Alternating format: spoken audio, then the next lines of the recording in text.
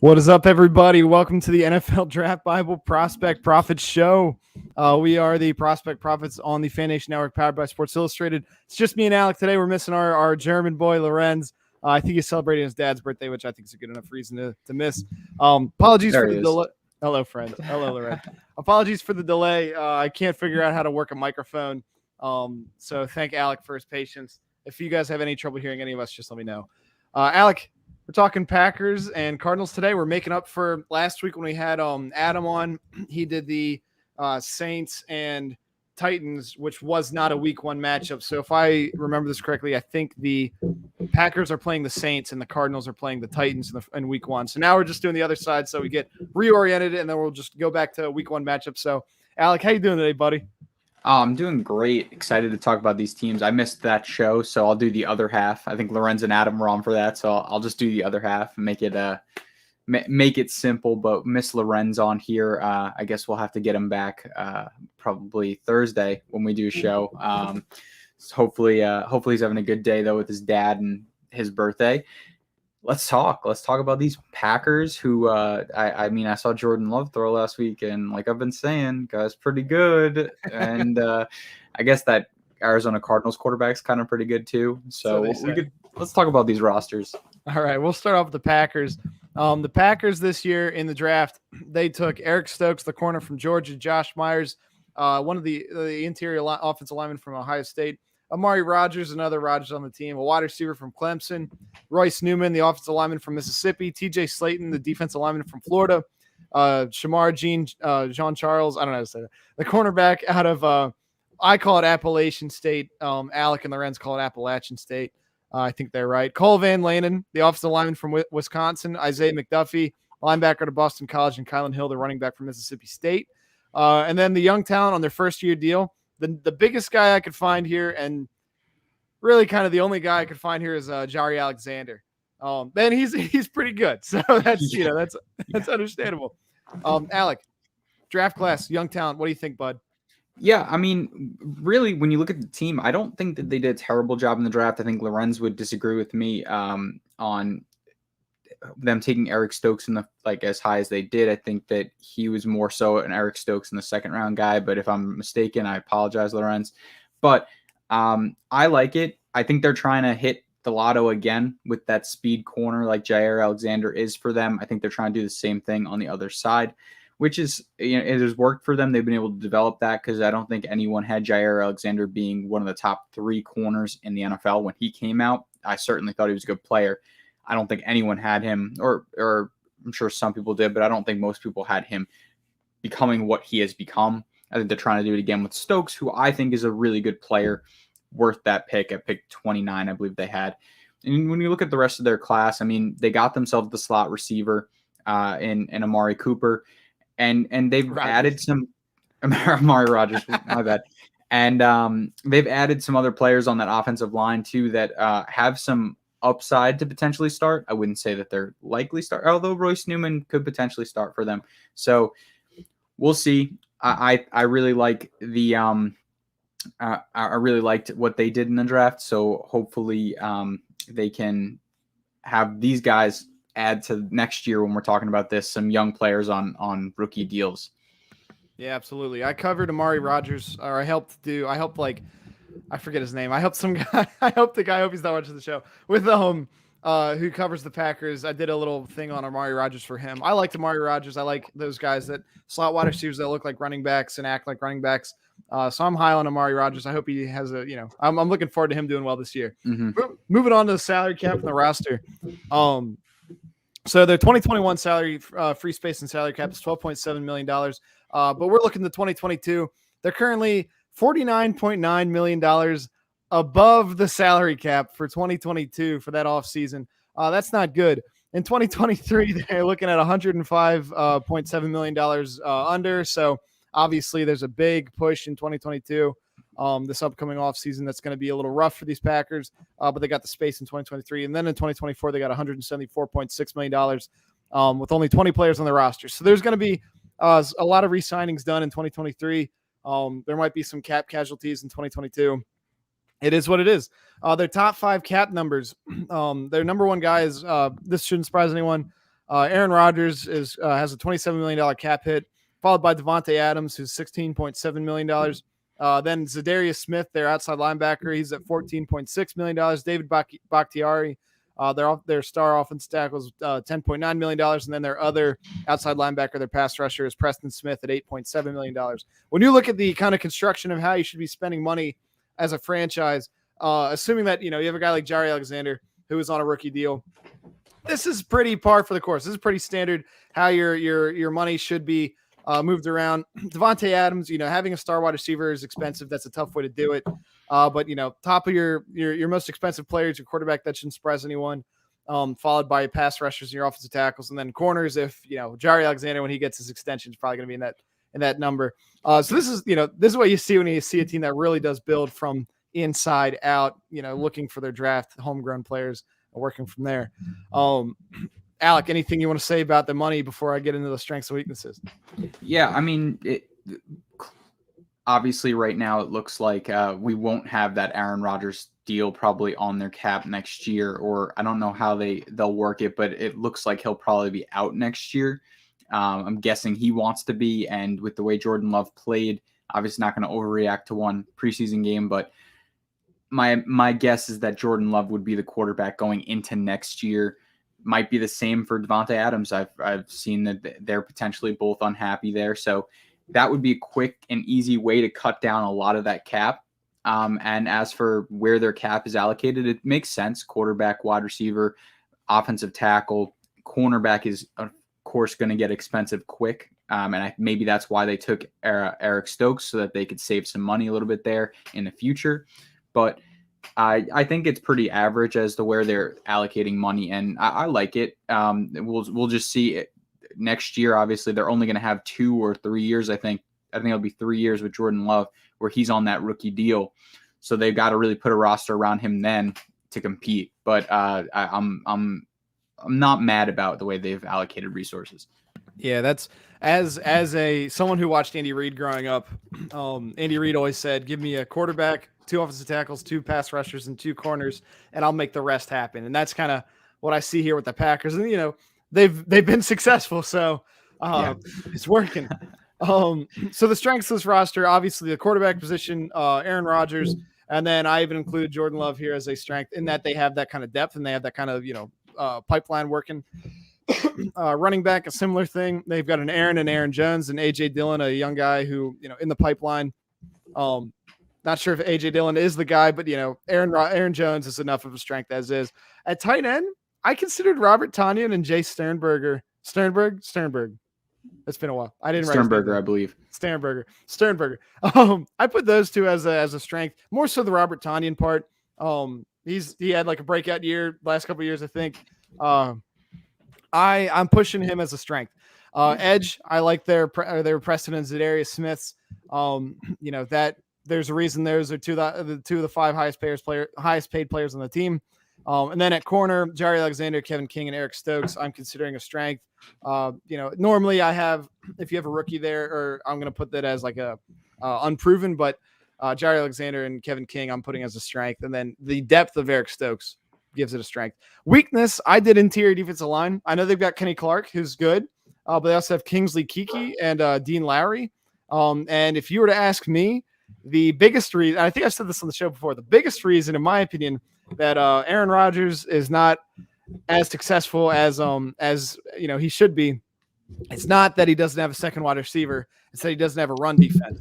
And that is, the Packers defense has allowed running up the middle like crazy the last few years, and that if they would shore that up, Aaron Rodgers wouldn't have to be so good. The defense would help the offense a little bit. So I'm giving interior defensive line as the biggest weakness, and then I have a lot of average and unproven areas. They added some guys to their linebacker core, their inside linebacker core, so I'm considering it average for now. I consider their safeties average. They got Adrian Amos, who's one of my favorite guys in the draft from like 4 years ago or whatever. I was high on him. I wanted the Eagles to take him bad. They didn't. He was like a 6th round pick or something. He was like a 5th or 6th round guy. And I was right about him, Alec. Wide receiver. Thank you. I will. I was high on Adrian Amos. The wide receiver positions average beyond Devontae Adams. If Amari Rodgers is solid, then that could push towards the strength. And I'm considering that offensive line. I think that they're a good offensive line. I put them as average, but I said like pushing above average. This is a fine offensive line. Alec, anything you agree with, disagree with there? Yeah, I'd say the offensive line is slightly unproven, but I think that they've got I think you're right. I think it's pushing towards there's some players there that are exciting, I guess, to think about. And I would say the offensive line could be improved because they lost obviously Corey Linsley, but otherwise, yeah, I agree with most of that. I think the linebacker room is a little bit questionable. Rashawn Gary as a backup. I think that he's someone that on third down too can even kick potentially inside a little bit for them, which is the inside is interior is obviously a weakness for them. So we'll see. I think that the defense in general it needs to be improved this year, but I like that. I like what they've been able to do with the weapons. AJ Dillon to me I think he's a solid player. Just don't know where, signing Aaron Jones to 4 years, big money. I don't know where it fits in. I don't know where AJ Dillon fits in that. Obviously they were able to use Jamal Williams, I guess, as a secondary back in that offense. So maybe that's where AJ Dillon will fit in, but I don't know where he comes into play in their future plans. Yeah, I get that. And maybe he's the hammer to Aaron Jones is some hammer too. Yeah. Yeah. Aaron Jones is, to me, is a 3-down back in the league. Yeah. And I that's what makes me wonder, is he a backup? But we'll see. They clearly have, either they have a plan or they don't, and he's just a backup for him. So I don't know. Yeah, I don't know either. All right, so for this upcoming draft, they have all their own picks, and they're expected two compensatory picks in the 4th and 6th rounds. Alec, they're over under for this year. It's not one of those 0.5s, which I understand better in betting. I don't know anything about betting. First of all, I let that be known whenever I talk about these over unders. Their over under is 10. Okay. So for them to be over, they'd have to have 11. For them to be under, they have to have 9. I don't know what a 10-win season would do here. I think that I think it's an over. As long as Rodgers and Devontae Adams are playing, I don't see how they don't hit 10 wins or whatever whatever the Vegas odds are. I can't see how they're not an over team. If you had asked me before the whole Rodgers situation was solidified, I would have said that 10 is going to be probably around where they are, or maybe a little bit less. But in a 17-game season, I don't see how Aaron Rodgers goes 9-8. I don't see that. So that's a good way to put it. Right. So I'm thinking that I would smash the over on if it's 10 wins. I would gently press the over because I think people have figured out, you can just run the ball on the Packers. And you can double Devontae Adams. So, Aaron Rodgers is gonna ball anyways.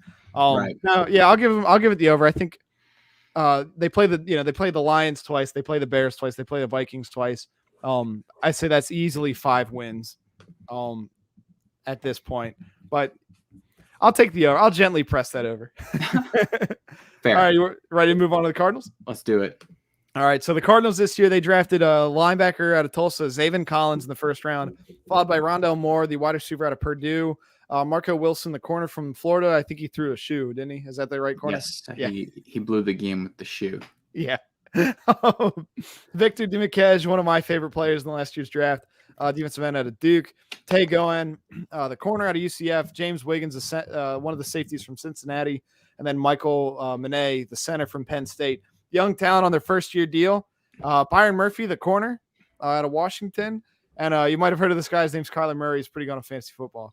Pretty good. I'm just kidding. Yeah. So what do you think? Yeah. So you're the scout.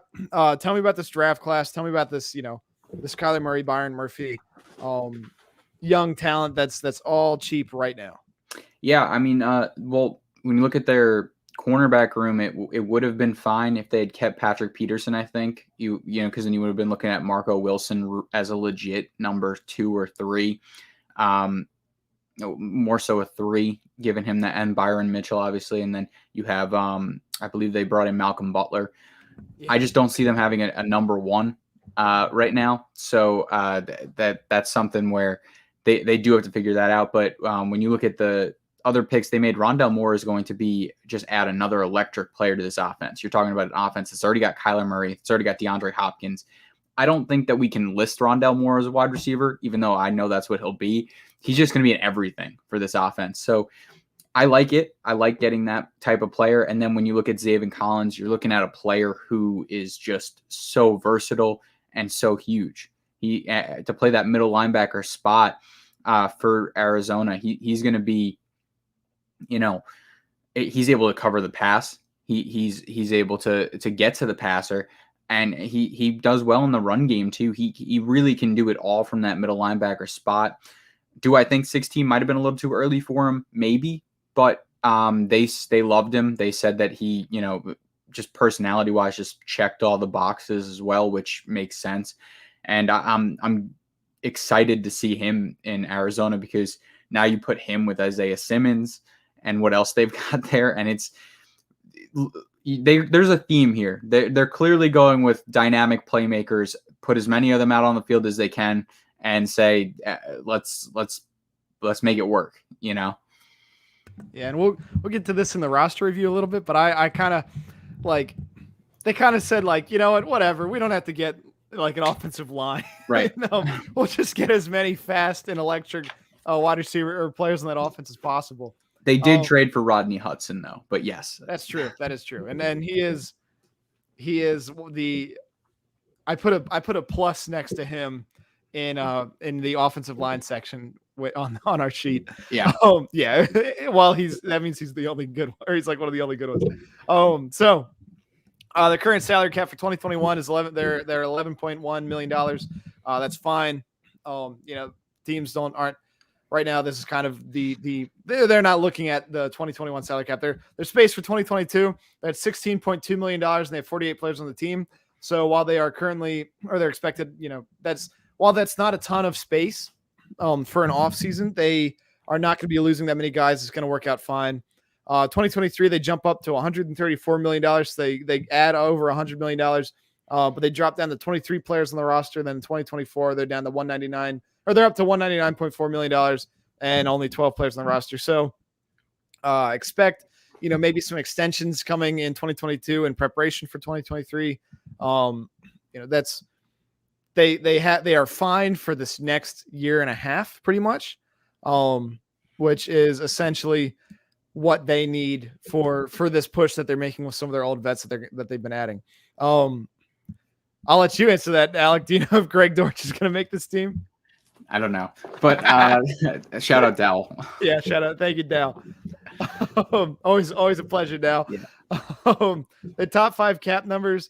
It's not even that different from the way that the Packers did it, but it just seems it's just different. Chandler Jones is their top cap number at $20.1 million. He's their star pass rusher. Then DJ Humphries, their offensive tackle, is at $19.9 million. DeAndre Hopkins, their wide receiver. Yeah. Their wide receiver is at $12.5 million, which is lower than I expected. Jordan Phillips, they have a 340 defensive tackle. Jordan Phillips is at $12 million. And then Kyler Murray rounds it out at number 5 with $9.7 million. It's like the Packers, where they have 2 pass rushers, depending on if you consider Jordan Phillips a pass rusher. Probably not. You know, 2 defensive linemen, 2 people on that D line, an offensive tackle, a star wide receiver, and a quarterback. Kyler Murray's on that rookie deal, which helps them out a ton. But man, DJ Humphries is their number 2 cap hit at just like a hair under $20 million. That's not good. The one thing I'll say about that is DJ Humphries kind of fits the scheme as an offensive lineman for what they do, the way that they have that offensive line block. I think he kind of fits, which is why I think they weren't willing to let him go. I do think he's a solid player. I just it maybe not worth 19 something. millions. But I look, Kyler Murray is going to be very expensive very soon. So the cap numbers get a little bit uglier when you start talking about that. I'm not saying he's not worth it, but that number is going to start creeping up there. I don't think we're going to see Patrick Mahomes numbers, but we can certainly see something similar to the Josh Allen deal that just got done. So that's a lot of money that they're going to start putting into one player. You're the cap guy. What do you think about that going forward? I think that they're in a position where they're in a position where you wish you had higher talent players for that number. Right. Especially like you're saying, Kyler Murray is coming up for a deal soon. They've got, star pass rusher while he's getting a little bit older. Chandler Jones, that's a right allocation of cap. DeAndre Hopkins at 12.5, that's a good allocation of cap. Their 2022 is healthy. Their 2023 is like a little less healthy, but it works. They have the cap space to make some re-signings and make it happen. Mm-hmm.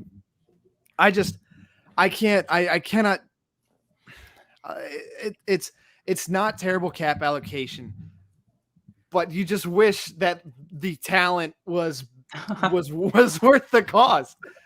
If that answers your question. Yeah, I get what you're saying. And then to answer Dal's question, because he said boo, useless. I just pulled up the Cardinals depth chart. If our lads is anything accurate, no, he's not. He's number 38 as a wide receiver. That's a bad sign. Sorry, Dal. Yeah. All right. So their strengths, I've got quarterback not DeAndre Hopkins, Kyler Murray. They're gonna like Alex said earlier. You're gonna see a theme here. Strengths: quarterback Kyler Murray, wide receiver DeAndre Hopkins, AJ Green, Christian Kirk, and Rondale Moore. Their pass rush, I put a question mark because it's J.J. Watt, Chandler Jones, and Marcus Golden. That's probably going to be a good pass rush. That's most likely going to be a good pass rush. That's why strengths with a slight question mark. So I gave them safety, mostly because of Budda Baker. I think they run a one high, and Budda Baker. And he kind of goes all around the back end, but he's an just fits to that theme. He's an everything kind of player, like Isaiah Simmons, like Zaven Collins. Obviously not the same. They're not the same size by any means, but he's an everything kind of player. Yeah. So thank you. So I'm giving him that. And then their other safety. Oh, I just had our lads up. I know who he is because I always sign him in Madden. Jalen Thompson. I think so. Here's a little insight. You're really easy, cheap sign in Madden, but I'm not gonna weigh him into the strength. Weaknesses: their offensive line. DJ Humphries, Pugh from the Giants. Rodney Hudson is my plus on that offensive line. I think he was a good add for them. Murray, Beecham, Winters, the guy I think I want to say they traded for. They signed him from the Vikings. It's just a lot of lackluster.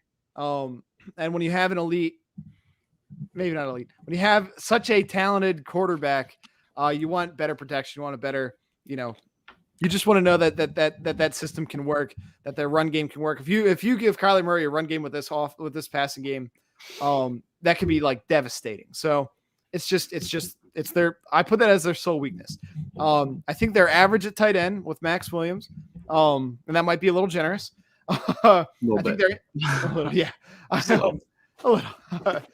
their interior defensive line is average other than J.J. Watt. If you consider him in IDL or a 3-4 DN. Inside linebacker, I consider unproven. Isaiah Simmons, I think, flashed but didn't completely prove his worth last year. He didn't prove that that his value is going to stick. And then Zaven Collins, obviously, is a rookie. Then corner, I gave them average for right now. I like Byron Murphy. I think he's more of a nickel guy. And then Malcolm Butler. We joked about this during last cycle. You were like, they've got Byron Murphy and who? And I was like, Malcolm Butler. And you were like, who? So we already kind of hit on this. I'm going to give that an average at cornerback. Again, like you said, if Pat Pete was there, that'd probably I'd feel more confident about it. Yeah. And also the interior linebacker, I 100% agree, unproven. Mm-hmm. I feel confident that by the end of the year it won't be, but you're right. It's unproven right now. Yeah, I think Isaiah, when you have a defensive weapon like Isaiah Simmons, rather than like a pure linebacker, I think that's going to take a little time. But man, I like that combo. That's a little, Oh yeah, yeah, that's hot. they figured it out there. Yeah, that's like a Madden franchise. Yeah. Alec, anything you want to add on strengths, weaknesses here?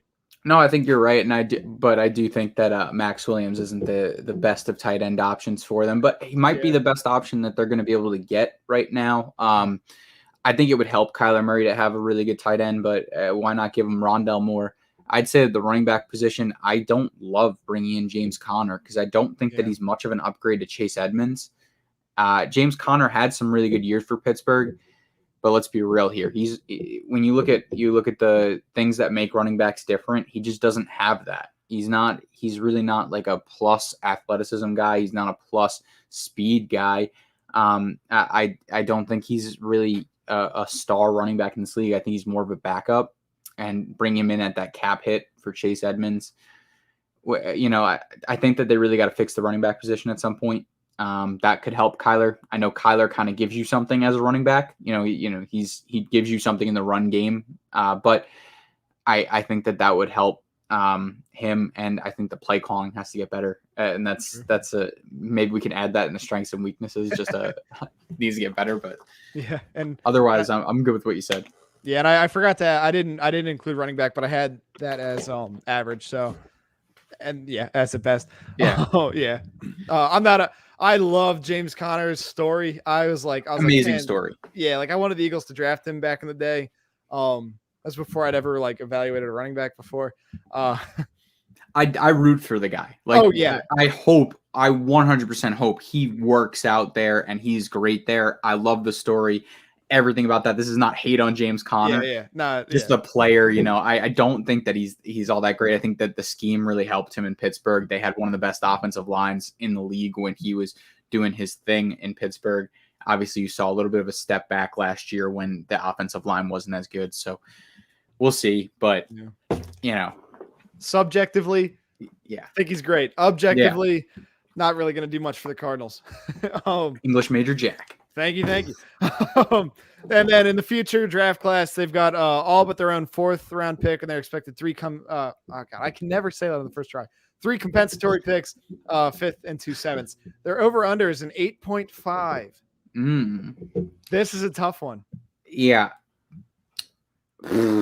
Yeah, because they're playing Seahawks, Rams, and 49ers twice.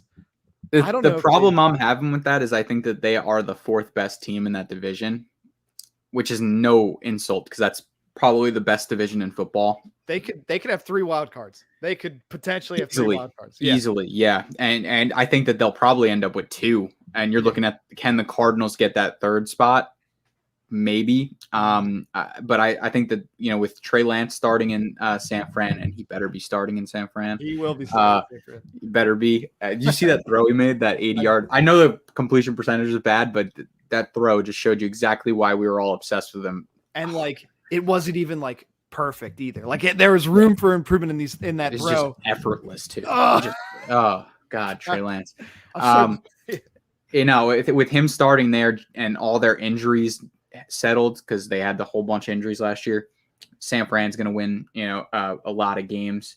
I think that, the Seattle Seahawks are going to be the Seattle Seahawks. They're going to be competing in that division. And the Rams, I think, have probably the second best defense in football. Now you add Matt Stafford to that. So we'll get to those breakdowns when we get to them. But I think that the Rams are another great team in that division. So looking at that, it's real possible that they end up with 8 or 9 losses, which would kill this over under. But I'm going to take over because I do expect Kyler Murray to take steps this year, because he made a lot of steps last year and then got injured. And a lot of people were talking about the end of the year, how he played. If you look at it, he injured the shoulder, and it was literally when he went from playing at an MVP level. We were talking about potential MVP, at least fantasy MVP, but potential MVP, to, people are questioning, is he good anymore? It was the shoulder injury that set it all off. So I think that he's going to take steps this year. I really like his command of the offense, and then the receivers, obviously, that they put around him with AJ Green and Rondell Moore and Christian Kirksey as your 4 is Yeah. I mean, not Christian Kirksey, Christian Kirk. Yeah. As your 4.